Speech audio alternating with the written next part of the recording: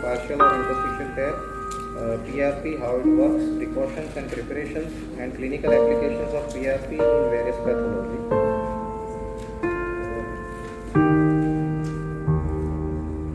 First we see the etiology of partial tear. There are two types of factors are there affecting the tear. Is the intrinsic factor which inside the tendon is hypocellularity, fascicular thinning, decreasing vascularity around the tendon, and age-related degenerative changes. The other factor are extrinsic factors. Our main factor is the repetitive strain injury, which we call regularly RSI. Other is a spot injury, trauma, tendinitis, inflammation. In some disease, we also see this type of partial or interstitial tear in rheumatoid arthritis, disease, and gout. In our body, there are particular sites which prone to be having a partial tear. The most common sites I can mention that shoulder, rotator cuff muscles, mainly supraspinatus. The second one is subscapularis. Other side is tennis elbow, lateral and medial epicondylitis. Muscles involvement are mainly in a thigh. Sports persons we can see quadriceps and hamstrings injuries. Knee, anterior cruciate ligament, posterior cruciate ligament, tendon, patellar tendon. In ankle and foot we have tendo-Achilles injuries, tibialis posterior, plantar fascia, and anterior talocular ligament. These are the commonly we can face this type of patient coming to the doctor for pain management. Grading of partial tear is a grade 1 less than 25% of thickness of the tendon. Grade 2 is a 25 to 50%, and grade 3 is a more than 50%. In pain management, we can tackle up to grade 2 of the tear, which we can do treatment. If a patient coming with grade 3, we have to refer to surgeons for repair of tendons or ligaments. Why partial tear is not healed? Basically, commonly in our society, patients mainly coming to the surgeons and they do conservative protocol for this type of injuries. This protocol is RICE protocol, waist, eye, compressions, elevations. Many times if it is not working, then they refer patients to physiotherapist. Physiotherapist will handle patients for 1 to 2 months. Then only this if it is a partial or interstitial tear, it will not going to heal. Why? Because poor vascularity around the bone and tendon interface is the main reason. Second reason is a repetitive movement and activity around the injured tendons. Many times patient neglect this type of pain and they continuously doing regular activity, so tear will not going to heal. How to diagnose this tear is regular our clinical examinations, proper history taking, pain, swelling around the injured part, good clinical examinations by seeing the tenderness, limitations of movement. Mostly this of tear is along the joints only, so limitations of movement is also there. By investigation we can have two investigation, mainly ultrasonography and MRI. MRI is the most is a very good investigations in which we can have a grading of tear also, whether it is a complete or incomplete, or whether it is a grade 1, grade 2, grade 3, we can very well demarcated by MRP. Now how to tackle with this tear? PRP, platelet-rich plasma. Various I am regularly using pure platelet-rich plasma. Concentration of PRP is a different opinion about concentration, but regular is 4 to 5 times baseline concentration is optimal to induces the cell proliferation of fibroblast and collagen productions for soft tissue healing. Lower or higher concentration may not be affecting. Why PRP is helpful? Because of growth factors in PRP. There are granules which are activated and releases the growth factors in the tissues. The growth factors are platelet derived growth factors, transforming growth factors, vascular endothelial growth factors, epidermal and hepatocyte growth factors. Now we can see the general healing process. What is normal healing process of our body and how PRP will helpful in this process to fasten the healing. The normal process is hemostasis phase, a few minutes to few hours, in which platelet aggregates and clot factors formation there. The second is the inflammatory, which is last from 4 to 6 days, in which removal of the debris and tissue repair. In this phase we can see the edema and pain around the injured tissue.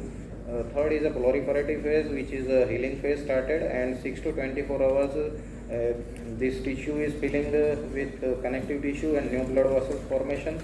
And other is last is a maturation phase, which lasts for at least 1 month to 2 years long period, in which our tissues get totally healed, get good strength, flexibility, and tensile strength is also improving. Now, how PRP will helpful in this stage? Platelet derived growth factor and transforming growth factor beta are helpful in inflammatory and proliferative phase of healing. They exert various effects such as fibroblast stimulation, macrophage recruitment, cell proliferation, and collagen production. Vascular endothelial growth factor is powerful stimulation of angiogenesis and helpful in proliferative phase to improve the vascularization in tissue. Hepatocyte growth factor promotes the tissue regeneration and reduces the scar formation. And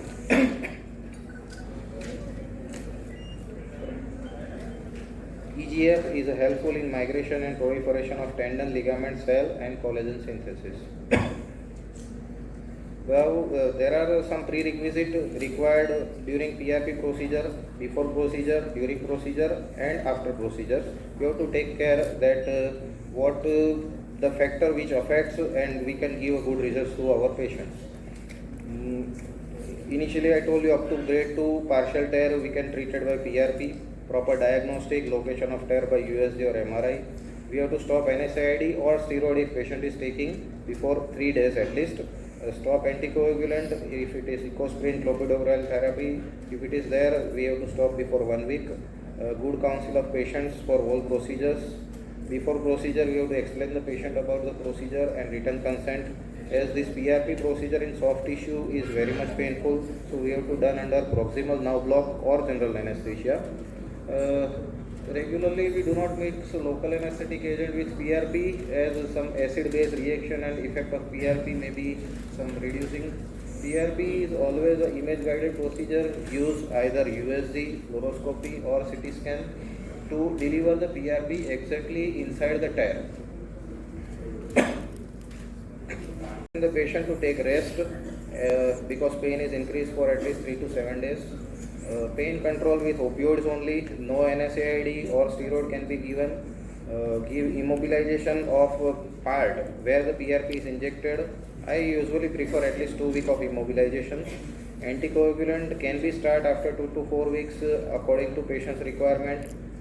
Repeated follow-up visit is must, because gradual stretching is required to that part, a strengthening exercise and proper rehabilitation is required to giving a good results to that patient. How to prepare a PRP? In my clinic, I will prepare a PRP. I will take blood with help of scalp vein with sterile precautions. These are PRP, some Dr. PRP kit is available. 20 ml of blood is taken and put it in the centrifuge. The centrifuge has 2 sessions. One is the concentration and one is the separation, and second is the concentration. In separations, RBC and plasma is separated, and in concentration, in lower part of plasma, platelet are concentrated and we can remove that. Usually 3 to 4 ml of PRP can be prepared with 20 ml of blood. Sterile precautions to be required in OT. Now, clinical applications, some case discussion. I have good examples of using PRP. In this patient, the shoulder patient having a partial tear. In a brief history, this is 46 years old female patient having an injury over right shoulder before 3 months when came to my clinic due to fall down. Pain on movement of shoulder, lifting heavy weight, pain is also there. She has a tenderness over the shoulder and abduction is 90 degree. MRI shows a supraspinatus partial tear and adhesive capsulitis. This is the MRI of patients. This here.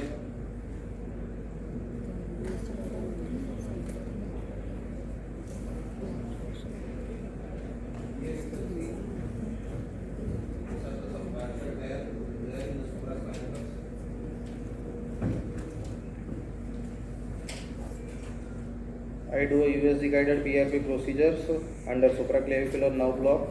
2 ml of PRP injected. Shoulder is immobilized for 2 weeks. After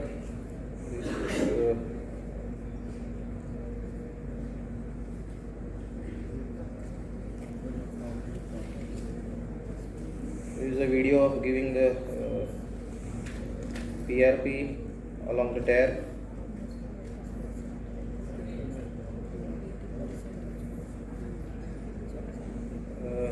After a 2-week patient is coming in follow-up, patient still having a moderate pain relief, pain score is 4. For adhesive capsulitis treatment, I do hydrodissections of shoulder joint with local anesthetic, steroids and viscosupplements. This steroid I inject only inside the joint, not around any soft tissues. Put a patient on gradual mobilization with physiotherapist for at least 1 month, and after 2 months patient having a full range of movement and very less pain. This 46-year young male patient coming to me with pain in his elbow, right side elbow. By profession he is a teacher. His main complaint is he had a pain on holding the pen or writing on a blackboard because he is a profession teacher. MRI is done and he find that he had a partial and interstitial tear in common extensor muscles. In his past history, he had taken twice steroid injection. Every time the effect is last for 6 months, and then he had a pain again. This is the MRI report of that patient. I have done a PRP procedure under supraclavicular block. Patient is undergone USG guided PRP in extensor origin muscles in August 2008. He is coming after 1 month and having a pain score only 2, very good pain relief. After 18 months, about 1.5 years, patient is coming again. I do a repeat MRI and I can show you the both MRI. The upper one is having a before PRP injections, and you can see the tear along the extensor origin muscles, and this is after a 1.5 year MRI. The tear is totally healed now. Again in action section you can see this tear part, and here you can see that tear is totally healed. Another is the anterior cruciate ligament partial or interstitial tear. This patient is 37-year-old male patient having a pain in right knee since 4 months, feeling mild instability while walking. Pain score is 6. And MRI shows a mucoid degeneration. It maybe looks like that previous having an interstitial injury around the knee, and that gradually ligament become a degenerative. This is a MRI report, mucoid degeneration in ACL. You can see the fraying of fibers around ligaments, in the ligaments. Procedure, I do a CT guided PRP procedure, intra-substance in ACL ligament under local anesthesia only. Non-ionic contrast, first I injected in the ligament and see the structures of tissue and my positions of needle. If my needle is intra-substance, then I do a PRP injections. Give immobilization the patient for at least 2 weeks, and in follow-up patient having a very good pain relief. This is how I do. This is the ACL ligament. You can see the fraying of fibers because I injected the contrast inside it, and very good highlighted the ligament only. The another axial image, you can see the only highlighted part is ACL, nothing else. My needle is in proper position. These are some other cases of ACL partial tear. This is PCL partial tear in femoral attachment site. It has some fraying of fibers, upper part. Another case, I have a tendoachilles partial tear and interstitial tear. A 42-year-old female with having a pain and swelling on back of the ankle, severe tenderness over the tendon, pain score is 8. MRI shows a 4 cm long interstitial tear. You can see this white portion inside the tendon, this long interstitial tear. Here you can see also all sides. I have 3 images. This is sagittal, this is coronal. In coronal images you can see the big tear, 4 cm long tear. These are moon-like pictures from above to downwards. This is a white shadow is a tear from above to downwards. After PRP, 4 ml of PRP USG guided injected, as proximal nerve block is not possible. I do this procedure under small general anesthesia. Follow up after the 1 month, patient coming with no pain at site, no tenderness or palpation, no pain on walking or standing. So my curiosity is very good that what is my result. So I sent patient for MRI, and this is my MRI after 1 month. You can see that the whole tendon is getting fibrosed and good healing is there. Small tear is still there, but it may heal in 2 to 3 months.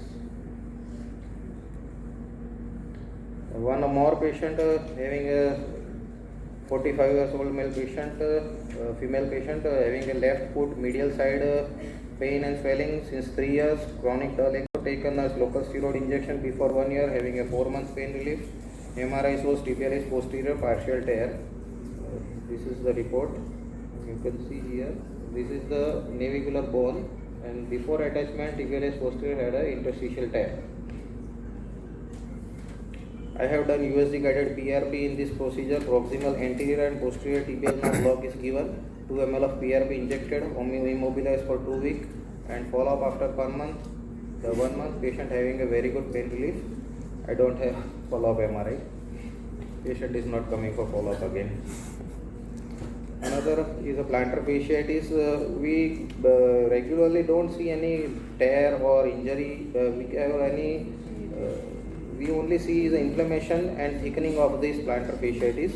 This 44-year-old female patient is suffering from chronic pain in right heel since 3 months, working in a departmental store in USA. The job is 12 hours job and she has to stand.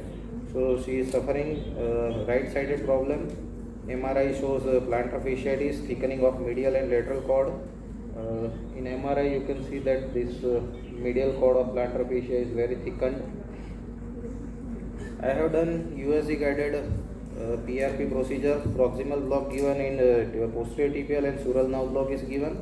So patient don't have any feel pain during the procedures. Follow up after 2 weeks. She has a very good pain relief, and she come again after 1 year, but this time presented with another limb plantar fasciitis. So my take off message is PRP can be helpful when we do a proper selection of patient up to grade 2 partial tear or interstitial tear, proper delivery of the PRP inside the tendon, proper post procedure care, and proper rehabilitation. Thank you.